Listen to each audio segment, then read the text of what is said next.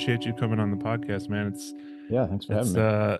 I always love talking hoops, and I feel like, specifically the war on drugs is like almost has I'd say a top tier association with basketball. I feel like you guys are almost known as being basketball fans. Yeah, it's funny. I don't know how much I mean, I definitely am. I don't know. It's Yeah, like it sort of varies person to person, of course, totally. But yeah, I mean, there's some of us that like football more than basketball, but Yeah. I'm definitely a hoops person through and through, Yeah, man. specifically NBA. Yeah, totally. Uh cool. Well, again, thanks for hopping on, but the first thing I like to ask people when they come on is start with a little music, and what have you been listening to lately? Um, what have I been listening to? I mean, I have two little kids, so I listen to tons of ABBA Oh, because they nice. respond to ABBA. I mean, Sonic the Hedgehog soundtrack, that's a big one right now in our house. Knuckles is coming out. That's right. Um, Raffi. I mean, in my own time, I'm working on a bunch of little projects right now or big projects, varying sizes, and I'm really into listening to the mixes. It's funny, like I'll go Yeah, through phases where all I do is like listen to songs that I'm working on in various states because I go to the gym and I get on the treadmill, and that's my best time for like critical listening. right. So yeah, I guess I've been sort of in a hall of mirrors, just listening to my own stuff Yeah, and the stuff that my kids force me to listen to, and podcasts, of course, sure. audiobooks and stuff. Are you working on new music for Nightlands, or is this something else? Yeah, I am. I mean, it's other stuff too. I'm working Yeah, on stuff with the drugs and um, but yeah, I just finally cracked the seal on a new Nightlands record as well. So that's cool. sweet. Yeah, it's fun Is to get that part of my brain going again. Definitely. Is there any I guess music that you feel has directly inspired what you're working on with Nightlands right now? Weirdly, I think uh ABBA in a weird way, even though I don't think I'll ever make music that sounds remotely like it. But my kids respond to it so much, and there's like a sincerity in ABBA. There's like absolutely no irony to what they're doing, Mm-hmm. and I think there's something really powerful about that. It's almost like there's no level of self-aware. There's something really direct. There's like the most direct music ever. Right. Um, and also just like really shimmery vocal sounds and beautiful. The way they record the pianos are so good. Delightful. Delightful. Yeah. So, um, if you're putting me on the spot, I would say there's some ABBA stuff. I mean, that's got me excited, so I don't know. Yeah. I mean, ironically too, I live in Asheville, Okay.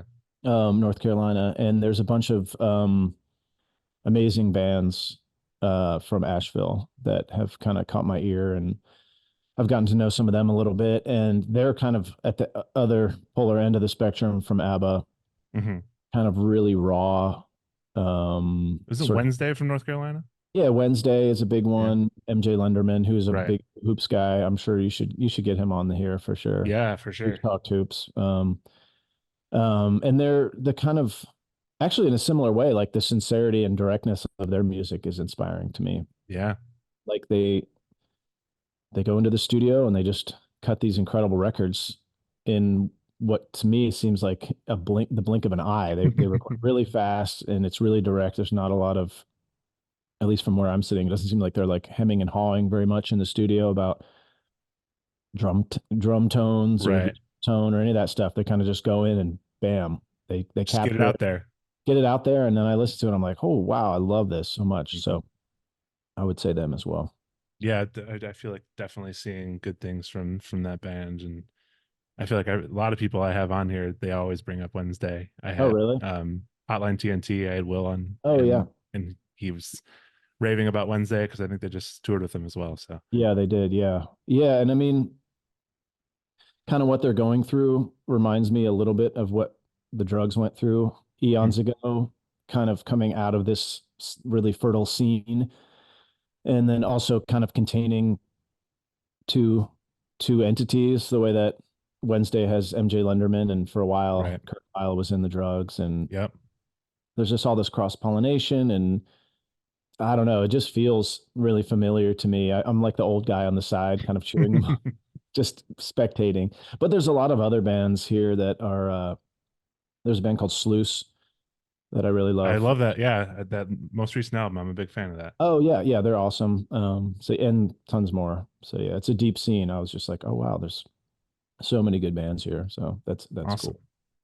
Yeah, cool. And you said you're also potentially working on some new War on Drug stuff, Yeah, just fiddling around with a few early things, stages. early stages, and yeah, I don't know how much I can say, but Absolutely. Yeah, yeah. the gears are Totally. definitely turning on a couple different things. So Cool. Um, but yeah, I mean, as far as, the band goes, as I mentioned before, I feel like you guys kind of do have somewhat of an association with, obviously even Philly, as a city being yeah, Philly is, we talked about North Carolina. Philly has a huge, I guess indie rock scene in yeah. general, and almost feels like you guys tend to be like every team has their representation of like their ambassador or whatever. I feel like you guys are almost like a Sixers ambassador, like somewhat. I mean, that warms my heart to hear you say that. Yeah. I don't know if it's true or not, but if We it can is, make it true. yeah, I mean, we got to get up there and ring the bell. I mean, that's the thing we really want Absolutely. to do. They asked us actually to do it, and we couldn't squeeze it into our schedule. Actually, it was more of a COVID protocol thing Okay. the first time they asked us, but yeah, I mean, Eliza is she's a season ticket holder, and Hmm. when I lived up there, I went to tons of games, and yeah, I mean, I'd love to be associated in any way possible. Totally. it's such a fun team. I mean, they also like rip my heart out regularly, so we can I get mean, into Sixers that. fans, like, I feel like go hard, and it might be the most fans of any team I've had on the podcast. I think Sixers are number Really, one. Yeah. it's So awesome. there's plenty of Sixers fans out there, and I mean for good reason, because I Yeah, think there's, like I mentioned, the scene is there's a lot of bands that come out of Philly, so it only makes sense. yeah. I mean, I guess I couldn't analyze it too much, but there's just a ton of bands. There's a lot to love in the Sixers world. I mean, I've been an NBA fan since I was a little kid and I never Yeah. stopped. And there was definitely like some lean years where like all my friends were, I think when you're like really young, there's like jocks versus geeks kind of thing. It's like false dichotomy. And I remember being like, this doesn't have to be this way. You know, Yeah. we can enjoy sports. And I always thought basketball was like the least toxically masculine sport and also the most artistic and improvisational sport. Mm. So I was always like evangelizing for it. And it was fun. Like I would take a friend to see the Sixers, even during the like brutal tanking years, Yeah. and see them kind of be like, this is really fun. I mean, it's so fun to go to games. That's kind of what clicks. I think that's when someone starts like waving the flag. It's not just like checking the box scores and watching league pass. Right. It's like Yeah, going to the games. totally. I feel like compared to any other sport, it's the most personal live experience Hmm. because there's five people on a team. It's such a small court. Hmm. Baseball is, sprawling. It's fun to be at in a different way, but Hmm. it's sprawling. Yeah, I mean, I wouldn't want to throw any shade on. I love going to baseball games Yeah. and Same. football games. Although the last time I went to a football game, I was like shocked at the amount of like aggressive energy coming out of the crowd. You know, I was like, wow, this is intense. People got to do what they got to do to stay warm in football Yeah, games. drink and Yeah. scream. Yeah. Apparently, nothing else. Right. Um, but yeah, I think the Sixers live thing is great, and we like going to games, other stadiums too on tour, which is Cool. great fun. Yeah. I guess, on that note, as a band, are you guys frequently watching games together? Playoff time for sure. Yeah. And you know that I can remember we were at a Vox recording studio when Kawhi hit like the shot Mm. over at lead. We had it projected like on the wall of the studio when we were working. And yeah, I think if there's a big game, we'll have it on a laptop. I mean, not on stage, but pretty much anywhere but stage, we'll Hmm. be following. So yeah, and And there's it's, it's not all Sixers fans too. We have a couple Celtics, like oh, kind okay. of secret Celtics fans in the band, who we there's some little bit of rivalry and warfare going on there. It's funny you brought up the Kawhi shot because I've had both sides of storytelling about Oh that yeah, moment because I've had I heard. Nick from Local Natives on, and Mm, he told me a story talking about you know talking with Raptors friends on tour about spoiling that moment, and yeah, mm. that seems to be a moment that a lot of people always go back to because it was It huge. was a huge moment. Yeah, it was definitely like the sliding doors moment for two cities. And I've actually have a lot of buds who are Raptors fans. So Yeah, I would say unique. Raptors are probably number two, as I said, Philly's Yeah. number one Hmm. on I this could see podcast. that. So Hmm. cool. I made a lot of And what? jokes about adopting the Hornets when I moved down here, especially as like the Sixers kind of like repeatedly hurt my feelings, but it's just hard. You I don't can't, know you, if Hornets are really gonna get you in a better direction. well, I just, it's part of my thing about how like it's just so low stress. I enjoyed the tanking years with the Yeah, Sixers. Go to games and we'd catch t-shirts and kind of it's all prospecting. You're just sort of like projecting whether Tony Roten is going to be good or whoever. There's no, there's no, it's all just, it's all upside. There's no, you sleep really peacefully at night during tanking years. It's yeah. just things get really hard when the expectations start piling up. I I love watching a tanking team, and because I it agree. allows you to be general manager a little bit in your mind, Yep. and Hmm. like, well, if we do this, and then we're gonna go up in this way, it's just it's a great way to speculate. Yeah. I mean, that's like the ultimate irony of the Sixers is that, the league was so, clutching their pearls when they just were outright tanking for years, Right. thinking they were going to like destroy the sanctity of the game. And what happened is like they galvanized an entire fan base when they really did. Like the true fans are the ones who are just, yeah, you're right, like basically following the prospects of overseas players, like this the way someone follows like the stock market Yeah. um during the process years. I mean, and it also came with the phrase "trust the process." Hmm. Yeah, had a It nice became a whole phrase. life of its own. I know. Yeah, it sure did. Um, so let's talk Sixers a little bit, and we could talk a little bit more about, I guess, how you're feeling about this season in general. Yeah, sure. um Um, well, one thing to note, I mean, the most recent news is how do you feel about Kyle Lowry potentially joining the team? eh, I wouldn't say super excited, but it's nice. He's a nice addition. I think, I guess this is all presupposing that Embiid comes back and we can make a Hmm. playoff run. But I think any kind of good vibes in the locker room are good. I feel like Embiid has taken a lot of criticism for his postseason stuff, justifiably, and I think he's kind of impressionable. I think Hmm. like when you stick him next to James Harden or Ben Simmons, he kind of tends to lean that way. And when you stick him next to Jimmy Butler, he tends to lean, you know what I mean? So Yeah. that's why, yeah, let's surround him with dogs. And let, he can still be the backbone of the team. Hmm. But I think he needs to have like this really strong infrastructure of playoff competitors around him. So yeah, he's good. I mean, I don't think he's going to move the needle. He'll probably be like ninth, 10th guy, but Right. he's pretty washed up. I do think there was a little bit of a void in the backcourt beyond Maxi, so Mm-hmm. I think that's some good depth to have. I think for sure. Mm-hmm. Yeah, he might be able to play a few minutes, and you never know. Someone gets dinged up or something in the playoffs. It could come in handy for sure. Plus, he's a hometown guy, That's right. That's right. Yeah. Maybe they'll so. give him the key to the city the way they did Marcus Morris before they shipped him Oh out. man, he got real emotional about it. It was I great. know. It was pretty touching, actually. Yeah. Um, I mentioned Maxi, and so I'm a Bulls fan. I feel Oh, like cool.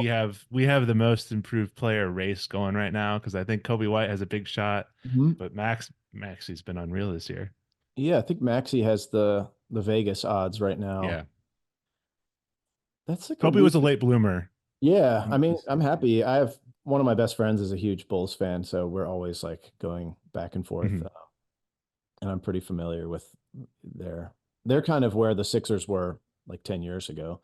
Sort of, Purgatory. yeah, sort of stuck in this place. And I'm always trying to tell my friend like the joys of a tanking squad. I was I like, don't know, worry, man.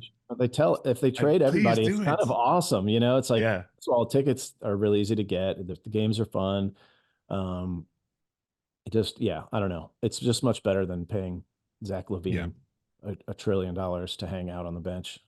Well, we had the potential deal with Pistons to trade Zach LaVine. He's like, nope, let's do surgery right now. I know. Yeah, he tried to torpedo it. Yep, Yeah. that's right. Oh man. Yeah, But it's that back and forth. I want them to tank so bad. So yeah. it's not the right time, I guess, with next year's draft, but It's a tough sell, I think, to like an owner yeah, and a fan base, right. especially when like Bulls tickets are, it's still a hot ticket and they're Yeah, expensive. it's So it's not a tough cheap. thing to be like, hey, we're just bear with us for a few years. We're going to be bad on purpose. Mhm. That's not an easy sell, but um, I think if you don't underestimate your fan base, they can follow you there. That's what happened to the Sure. Sixers. The games were still great and really Right. fun. So, Yeah, uh, yeah, I'm rooting for the Bulls. They're like in my top five franchises just because through sure. friend associations. I'm also sure it's easy to root because Sixers own the Bulls like all the time. Yeah, we do seem to win a lot. Especially that last game was like a Yeah. major blowout. It's like, I think the year it was 2 years ago when the Bulls somehow were like the 3 seed. mm, But the Sixers just dominated them every game because they mm, couldn't beat good teams. right. That's right. Was that the year like Lonzo's first year? Yep, it was Yeah. before he got hurt, and Mhm. DeRozan's like picked up his play and Yeah. became kind of that guy. That was But they were a sexy team for a minute there. It's real sad about Lonzo. I It's really know, sad. He's kind of like, I mean, it's not sad. He's got millions of dollars. He'll be yeah, fine. But in the term, and in basketball terms, it's a tragedy just right. because I do think he kind of is the linchpin of their identity with this killer defense, like Hmm. backcourt defense. Yeah, that short window in that year when you had Caruso and Lonzo on the floor Yeah, at the same time, it was yeah, it it was was a whole awesome to different watch. team. Yeah, it was like this. Oh wow, they'll just hound you. Yeah. So yeah, that's a tough one. So I But do he's have to. jogging now. It's like 3 years into the I injury. know He can he jog. was taking shots, which That's is brutal. good sign. I guess it's just crazy. It's like 3 years later, I can lightly jog. It's like, Right. oh my God. Like multiple surgeries. It's crazy. Yeah, it's bad. Um, I do have to ask Hmm. the whole Embiid MVP game Yeah. limit controversy. What's your Mhm. take on it? My take is I like the energy of like, hey, he should have been the MVP. I like taking that into the postseason a lot more Yeah, than like, is he really better than Jokic? Did he get, because it's like sometimes the MVP can like weigh heavily upon a sure. player. I mean, there's a lot of history with guys like David Robinson or Dirk Nowitzki or Embiid last year winning the MVP over their rival, getting into the postseason and basically getting spanked. And that's a tough like that hurts the fan base. It makes you feel Right. like, oh, I've been lying to myself. This guy's not actually as good as I thought. So I love the underdog mentality of like, oh man, Adam Silver, robbed us of his trophy, and we can take that like chip on the shoulder. So I'm fine with Exactly. it. And he I don't really care. He already got an MVP. Like Hmm. honestly, like nothing matters anymore until we get out of the second round of the playoffs. It's all he Yep. can, he could score 100 points and that's all fine and well. you know, Yeah. he needs to I like show up when it's really competitive. And because the thing is with Embiid is he likes oh God, I don't want to be mean to the star of my team, but I think he likes to humiliate his opponent, which can be good. That's fair. And that's why God, he has dominated like all the great centers of this era at one Yeah. time or like Rudy Gobert and Andre Drummond when he was uh I mean, I think Embiid kind of knocked Andre Drummond out of the like, is this guy good conversation. Jokic, he always plays Jokic really well. And Karl Anthony Towns, you go through all the best Hmm. centers, Embiid crushes them. Um, the guys he struggles with is when like Al Horford guards him Right. or like some random guard will, Aaron Gordon will be guarding him or something. And it's Yeah. just, so we need to see like a different side of his game at this point. It needs to be like a motivation, not about proving your alpha. It's just like, no, I got to win. You just have to win. And Yeah. that might mean just passing as soon as you see the hint of a double team instead of kind Right. of waiting for the hard double. Yeah.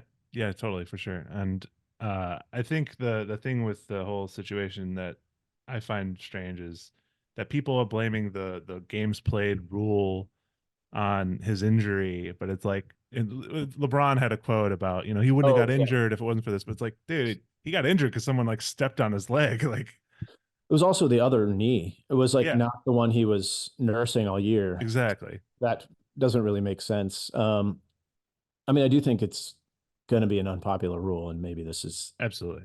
because if there's some more injuries, we're going to see like I don't know, like there's going to be it might be like a total, you know, very Revolt, yeah. very weird looking all NBA team. You know, Oh yeah, that's true. Brooke And I mean, Lopez, like, first team all NBA, Brooke Lopez. I mean, I don't know. well, people were He's good, by saying the way. too, like, if you look at the rule exactly, like something like Ben Simmons would qualify and like stuff like that. So it's like it's really Hmm. strange because he was an all-star what, like 2 years ago or something like that. So there's these weird rules where it's Oh, like I your didn't know that. eligibility influences based on like how recent you were an all-star and things like that. Hmm. It's strange. But I Interesting. mean, in my mind with this rule, wouldn't less games played impact your MVP votes anyways? Like, Yeah, I isn't mean, that a natural causation? yeah, let's just educate the electorate a little better, Right. or the voting body a little bit better. I mean, usually, yeah, I mean, guys generally play 60, 70 games minimum Yeah. anyway. I think the fewest ever was Bill Walton Right. when he won a million years ago. So, yeah, I'm not totally sure what the point of the rule is. I guess it's probably to motivate guys to play more because they're So they can get trying to, fans yeah, to see their stars. Yeah. yeah, and they're trying to sort of end the resting sort Yeah. of load management thing. But yeah, I don't know. It sort of seems like that's backfiring. Yeah, a little bit. Um, so we got coming up, we got All-Star Weekend. Are you a fan of the All-Star game, All-Star Slam Dunk Contest, all that stuff? I'm a huge fan of the 3-point contest. I think Yeah. that's always the best. Okay, there'll be like every once in a while the dunk contest is pretty great. Yeah. That famous like Aaron Gordon, Zach LaVine one a few years ago. I guess Yep. that was probably like 6, 7 years ago now. That was incredible. Most of the time, it sort of is brutally painful to watch. Yeah. I Nine feel times. like there's like ebbs and flows. It's like they'll have like one really cool year and they'll be like kind of bad for a couple and then they'll spike again, Mhm. But Yeah, it's just, but I think the 3-point contest is just, it's so simple. It's just the yep. format doesn't need, there's so many gimmicks in the dunk contest. I can't like Yeah. keep track of the rules. They change the rules pretty radically all the time Yep. because they're just tweaking it desperately to try to make it compelling. But with the 3-point contest, I mean, they've added like a couple random, like didn't they add like they have weird sponsored balls, like the Sprite Yeah, you ball. get like you can do like the full rack like Right. of money balls. You can place your money balls however you want. Yeah. Yeah. But for the most part, it's like doesn't need a lot of tweaks. You just Right. and there's like a historical consistency. You can Google like made the most ever. What's Right. the best round ever in the three, and it'd be like, oh wow, like that one year, Kyrie. I think Kyrie might have the record. He did for a while. Um, and I think that's kind of fun that there's some historical element to, whereas the dunk Right. contest is just like it's purely subjective. It's just, that's kind of interesting. That's kind of when you start describing basketball as like a Yeah. sport. It's almost like figure skating. It's like just people. Creativity in sports, yeah. Yeah, it's just voting kind of on like the subjective nature of it, which is cool. But Yeah, yeah, there on were the so many different like formats to the game. I remember there was like the team like version one year. Like I oh want to say that was really? like I eight don't even years ago. remember that in the dunk Yeah, contest. yeah, where like you had Weird. like a team of on people and all dunking at the same time. There was a lot of weird elements to it. The rounds, I remember there used to Mhm. be just it was just like much more simple, and then they added rounds like tournament style. It's There's kind of variance. it's kind of cringy for the most part. It's and that's the reason. like our that's the reason LeBron never did it. There's a lot more to Right. lose to gain, and I think you don't have the big stars doing it. And then like, that guy Jericho Sims from Hmm. the Knicks had like one of the worst dunks I've ever seen last year. And it's like he's not a well-known player. Right. So that's like his identity in a lot of in the eyes of a lot of fans is like this sort of brutal dunk that didn't go great. Yeah. So, but I mean, I'll still watch. It's like I'm not saying that they should get rid of it. It's just sort of Yeah. like Yeah. it's sort of a conundrum. I'm like, what do you do with this? I don't know. It's like often not great, but Right. I do feel like I'm pretty excited for you mentioned 3-point contest, but the Steph versus Sabrina yeah, one that's on cool. one. That's gonna be very That's cool. a cool wrinkle for sure. I guess I do like, in general, I like the carnival aspects of the All-Star Saturday. Yeah, right. I mean, it's so bizarre. Like, I mean, they'll have like tributes and crazy concerts Hmm. and yeah, I mean, like I think was it a year or two ago, Steph was just shooting like half court shots, almost like exhibition style. It's like, what even is this? Like he's just launching half court shots as like part of the event. Um, it's a whole thing. Yeah, it's very strange. It's I do very like remember one it's like year. postmodern basketball. Yeah, I remember one year there was this there was like a horse, a game of horse. Yes. Hmm. It's like so strange, but like I kind of liked watching it because it was so silly. I thought you were going to say like a horse just ran onto the court. No. Well, you know what? I wouldn't be surprised if someone dunked over a horse. So Right. that's not out of the realm of possibility. Yeah, that's right. The Kia horse. Yeah. Jokic, that you need to There you be go. there's That's a tie right. in there. Yeah. Jokic comes riding out one Bring of the. Aaron Gordon back with the Mhm. Nuggets jersey, and then it's Don't forget. Jokic on a horse. I mean, stranger things have happened. Yeah, absolutely. Uh cool. Do you have so I mentioned the Steph and Sabrina thing. Do you follow any WNBA at all or no? I don't at all, but I've been resolving to. I think Yeah. I want to go to some games Yeah, because I think that's how people get into things, totally. like, whenever I used to be like a baseball hater and then I had a roommate and he started taking me to baseball games and I was like, I love this. Um, so I need to go to some games. I have a young daughter, so it's Yeah, like I want to take her, and I totally. want to take her to NBA games, but I also want to take her to WNBA games because I want to Hmm. show her that. So Yeah, I got to go to the Sky finals when they won, and it's the atmosphere really is because the people who go are uh, so into it. yeah, it's just like it's almost college style, probably. Right, That's what exactly. I hear. Yeah, I'm definitely W curious. Let's just say that. Cool.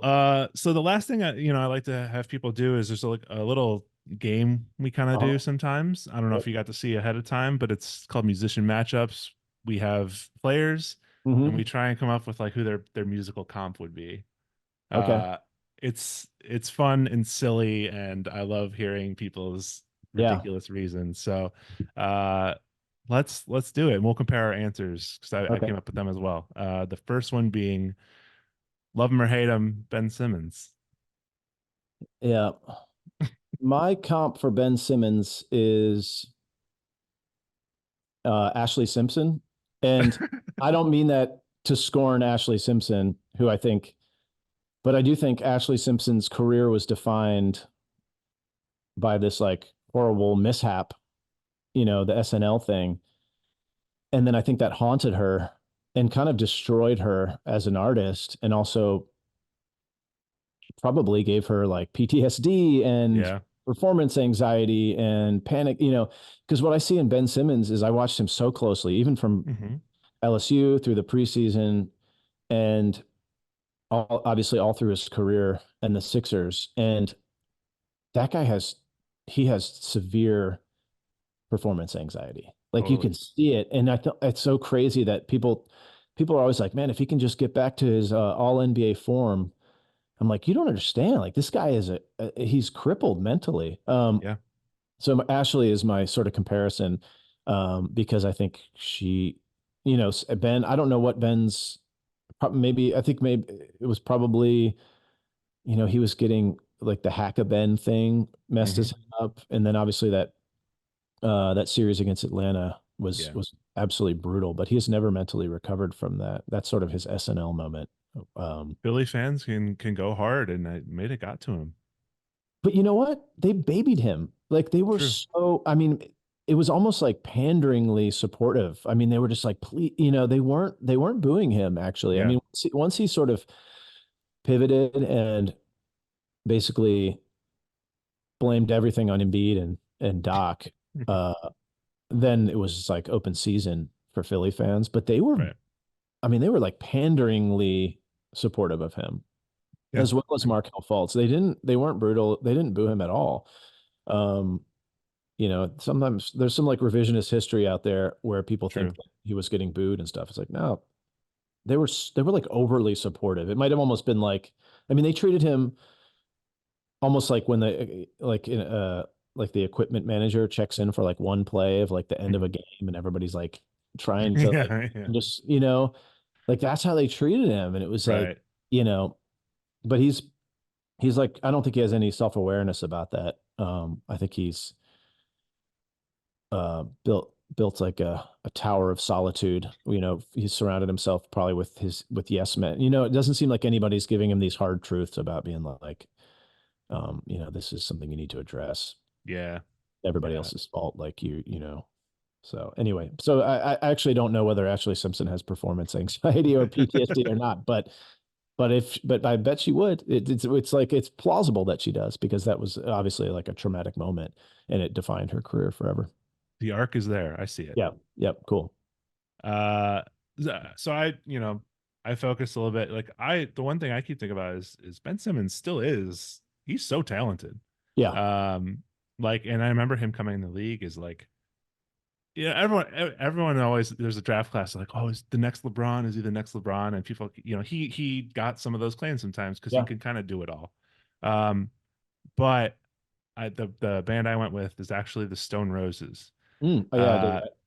because Peaked that early. self-titled album was like huge and you could Hmm. see what the future was like for them, but then they got legal battles or Yep. internal conflict, like it Mhm. all came crumbling down. And I mean, at this point, I don't think it's coming back, but you hope for Ben it can. Yeah, I like that a lot. Yeah. Um, a good one would be a band that I can't think of one, but a band that had the demos before their first album are considered their best work because Mm. I always encourage people to go look at the preseason footage of Ben Oh Simmons. yeah. It's crazy. And LSU footage, he was great at And LSU. LSU, he's like, I mean, he's just going to the hoop over and over and over again Hmm. and doing all this mid-range stuff and like all that's gone now. He never goes, I mean, he never shoots free Yeah. throws anymore. He's scared to shoot free throws. So It's if there's a wild. band that had like epic demos and then it was all downhill from there, that would be a good one as well. That's good. Yeah. I can't think of one as well, but Yeah, I'll have to that's stew definitely a on good that. comparison. All right. So second on the list, we're talking Andre Iguodala. All right. I went with Nils Lofgren, who he had a band called Grin, which was a Hmm. great band, but he did his best work when he became more of a role player. Okay. As part of the E Street Band. So I drew that metaphorical connection because I mean Iguodala was great Hmm. as a Sixer. He was really, really good. But I think he was he's a very smart guy. I think he knew like, hey, Right. I can be good and lead a team to be good, but if I'm adapt to to be a role player, I could be truly great. Yeah. And and that's sort of what Nils Lofgren did when he joined the E Street Band. Nice. Yeah. I feel like Iggy on the Sixers he had like some Paul George-ness to him. Like he Mhm. was that's kind of superstar slasher. But then, yeah, you're right. You're right. He definitely he recognized earlier than I think most Yeah. are able to in the NBA, which Yeah, I is mean, great. a lot of people never do. Yeah. Most players don't actually. Most players never recognize. They kind of Right. they always think of themselves as the alpha. Yeah. And he saw something great. And he saw actually what he saw too was that he saw something great in Golden State before anyone Hmm. else did. He said, "Oh man, I It's can be the true. missing piece of that team." Um, so he deserves a lot of credit. I love Iguodala for sure. Yeah. He I actually just has sort of he was a bit like LeBron, and we've just compared both of these players to LeBron, but like early Iguodala was very LeBron-esque because he's a great passer, great mhm. rebounder, and he's just like absolutely shredded and huge. Right. So Cool. Yeah, yeah. that makes sense. Yeah, who'd you have? Um, I had so I think we had the same kind of like arc with Hmm. reasoning, but from different perspectives a little bit. Because the Warriors aspect, I took as like I'm not saying a negative even, but I compared him to Matt Skiba from Alkaline Trio Okay. because when he was in Alkaline Trio, great band. They kind of made that band that career themselves. And Mhm. then Matt joined Blink 182. He did Uh, a residency in Vegas with so them. he sold out. So you're calling Iggy a sellout. I see. That's just yeah, anyway, Interesting. it's funny because like anyone goes to the Warriors, it's immediately a sellout. But I think of all people, Iggy is the least sellout of that. You can say that to Well, KD for sure. yeah, the KD thing is a whole different thing. I mean, Yeah. Warriors were also like they were the equivalent of like the Thunder right now, almost. I mean, Hmm. everybody knew they had True. great things coming. I mean, I guess maybe they were a little bit better than the Thunder, but they hadn't won any championships yet. Right. So, What I um, do love about Iggy is that he left the Warriors and then he came back. yeah, hmm, yeah. He's like, I mean, no, that's where it was home yep, yeah. I could see him coaching someday. I'm an for Iguodala sure. fan. Yeah, definitely. Third on our list is the guy we talked to earlier, Tyrese Maxey. All right, I got a curveball for this one. I'm going with Eliza Hardy Jones from the Okay. from the War on Drugs. I'm going very Homer I love it. response because she's new to our team and she is better than anyone expected or hoped, even though we had high hopes and expectations. And but most of all, like her like personality is very one of her biggest assets and like Hmm. sort of has this infectious positivity. Because that's the thing you hear about Maxi all the time is like everybody, he's obviously great. He's way better than we thought, way better. I mean, we had Right. hopes and he just like obliterated them really quickly. Um, but everybody is just like, God, he's got this infectious positivity and he's just like this, like a beam of sunshine in your Hmm. locker room. I'm like, I love this guy. We need this guy around, it's like it's a tough business, I imagine, Right. like I can't even imagine what a strange career it must be to play basketball for that amount of money and have Hmm. everybody know how much money you make and everybody know how much their teammates make and be competing for minutes and shots and touches and all this strange things. It's just like so much static and you have this incredible like smile and positivity. So I went with Eliza who brings those same characteristics to the band. I love that. Delightful. Yeah, and I feel like too, Max is the guy that even fans of other teams like can't hate. It's just Yeah. like got the positivity, infectious positivity. Yeah, I mean that part of that I do think I wonder if we're in like every player has this like point at this like period of their career before their like backlash starts. Hmm. Like Shea Gilgeous-Alexander is there right now as well. Like everybody, you don't hear anything. There's nothing bad said about Right. SGA, right? Yeah. Because he's just like kind of in this upswing of his career, but like it's coming. It's inevitable. Sure. Every player, when you get to a certain level and you have maybe a bad playoff series or a shooting slump or something, it Yeah. happens. So I think we'll probably get to a little bit of that with Maxi, but you're right. The personality kind of is a whole different piece of the puzzle. Yeah. Isn't it funny? The line between underrated and overrated is so Yeah, thin. yeah. There's like no properly rated. You just cross the Yep. meridian. Yeah, Um, all right. Yeah. So my pick for Maxi, I went with it's the same idea, Jeff Rosenstock, because mm-hmm. it's Mm-hmm. fun, it's energetic, fast paced, Mm-hmm. Yeah, that and place is good. Yep. totally, and a little added. His most recent album is called Hell Mode, and I feel like Maxi's willing to go Hell Mode at any time. Mhm. Yeah, love that. That's a good one. So last on the list is Sixers legend Charles Barkley. Struggled with this one a little bit. There's different ways you can go with it. Yeah, I went with Jeff Tweedy Nice. because Jeff is he's so good at writing. I mean, his books are so good and Yeah. he's such a good speaker and he I could see him having this like run of just acclaimed I mean, he does have a run of acclaimed books. Mhm. Um, that it almost like can overshadow the music. It's almost like the way that Barkley, like you have to remind people, like, yo, you know Barkley from like sitting on TV and saying funny things, but this dude Right. was a problem, you know. He was so good. He was so good. Um, that one doesn't work particularly well because I don't think anybody thinks of Jeff Tweedy as an author primarily. But I was trying to think of a musician who could potentially. I was also thinking of like Henry Rollins, who, you know, kind of became known more for his personality than his music, or maybe Patti Smith, whose books were so massively Yeah. successful that Like maybe it having could, a second life in their yeah. career. But needing to be, you need to acknowledge, like, yo, Barkley was insanely good. Yes, he's Yeah. been very famous for a long time for talking, but, you know, he's, I think, probably an underrated player at this point. Sure. I'll buy Jeff Tweedy even if the Chicagoan inside of me is cringing a little bit. Yeah. Yeah. But um, What do you have? so my pick is, you know, Barkley's obviously like an all-timer in his career. People always, want to bring out the fact that he never got a ring. Yeah. Oh, okay. Yeah. So That's a good angle. yeah, the comparison I made is Bjork. Mm. Monumental talent, legendary, never won a Grammy. Ah, interesting. Simple, but No, that's good. the thought of Barkley and Bjork together just makes me laugh though a little bit. That's a good piece of trivia. I didn't know she has been shut out. Yeah. That's kind of Yeah, pretty crazy. crazy. And I think like 14 nominations, no wins. Wow. That's crazy. Definitely. I think Did she not did know win that. I think she did win a Golden Globe though for her Hmm. movie work though. Yeah, for acting. Yeah. Interesting.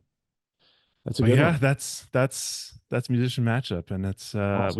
we had some good comps there for sure. Yeah, I think I think the Nils Lofgren one is probably the cleanest one that I have. Yeah, But maybe the Ashley one is the funniest. for Even sure. though, even though I'm not trying to shade Ashley, you know, Nope. I think if what had happened to her back then happened now, it would be probably construed in a whole different way. Yeah, internet changes a lot of things. Yeah, I mean, it's also like so many artists use backing tracks now. It Yeah, was such scandal. Like, oh my God, she's using backing tracks. right. And like, what? Sometimes it's you should use like you lip sync like in a stadium, like Yeah, the sound in a stadium is not yeah, suited for that. You should not be doing ideal. lip syncing. Yep. Yeah. Hmm. But anyways, that's wraps up the game. That wraps up the episode. I want to thank you for Awesome. coming on, man. It's been a lot of fun talking. Great talking to you. This was really fun. Absolutely. And I set Bulls aside. I'm hoping for the best for the Sixers in the playoffs Yep. for you. Yeah, same. I am actually legitimately rooting for the Bulls, except when they play each other. But that's because of Yes. my friends. So Fair enough. All right. Well, thank you so much for joining, man. awesome. Thanks for having me.